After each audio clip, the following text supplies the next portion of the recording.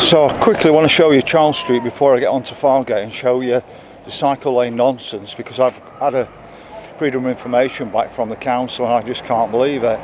So that's Charles Street going down there, Pinstone Street going down to the moor. All this area, I think they're spending about £20 million bringing this up to Fargate. It's active travel and also cycle lanes and whatever. It's all absolute nonsense. But we'll get up onto Fargate and I'll explain the absolute nonsense going off up there. So the cycle lane and active travel stuff will all sweep along here in front of the Radisson Blue Hotel. So we get right to the top of Fargate next. So looking back down Pinstone Street into Barker's Pool, we've got a real mishmash of cycle lanes. It's just painter on the road here. Then you come around here and you've got barriers that go down to let cars on out at certain hours. Then you've just got one warning sign saying pedestrian and cycle zone. So everybody's walking around absolutely oblivious to this, that these are really cycle lanes or for cars outside normal hours. And there you've got it one way except cycles. So that'll be a cycle lane taking you down Surrey Street. This is Tiananmen Square up here, and then we'll get onto the other bit coming out from Surrey Street. Same again on Surrey Street, you've got what looks like a lane for cars and then a cycle lane at the side of it, but then this becomes like a car and cycle lane. Then you've got another warning sign saying pedestrian and cycle zone, but has anybody actually understood any of this? So really, if this has been done right, people shouldn't be walking in this cycle lane, should they? The cyclists can't cycle there. But I wouldn't have even known it was a cycle lane because until I saw the signs further down, which I'll show you in a moment. But technically this is a cycle lane that we shouldn't be walking in. There you've got another one saying no entry except cycles.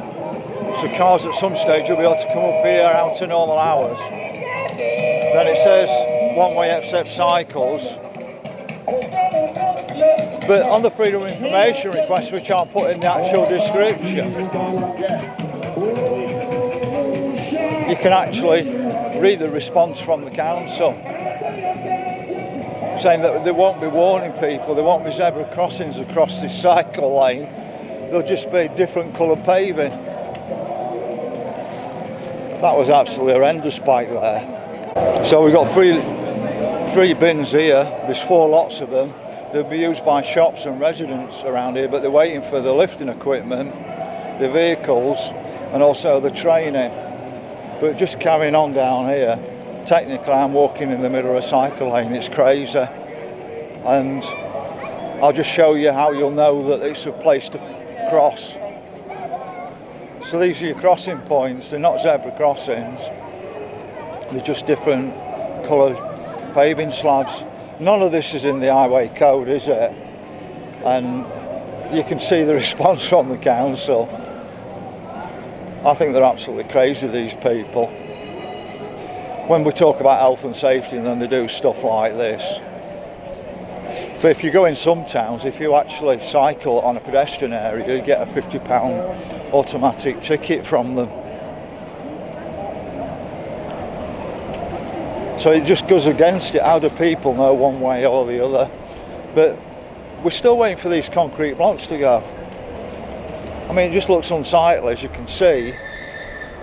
I mean, he's coming on. That's it really, folks.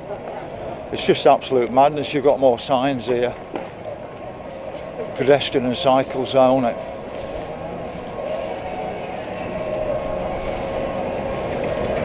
don't really want to be walking around with cyclists flying around all over the place. There's you've got your bollards that lift up and down. But that's a quick view of the madness. Just look at the actual freedom of information request.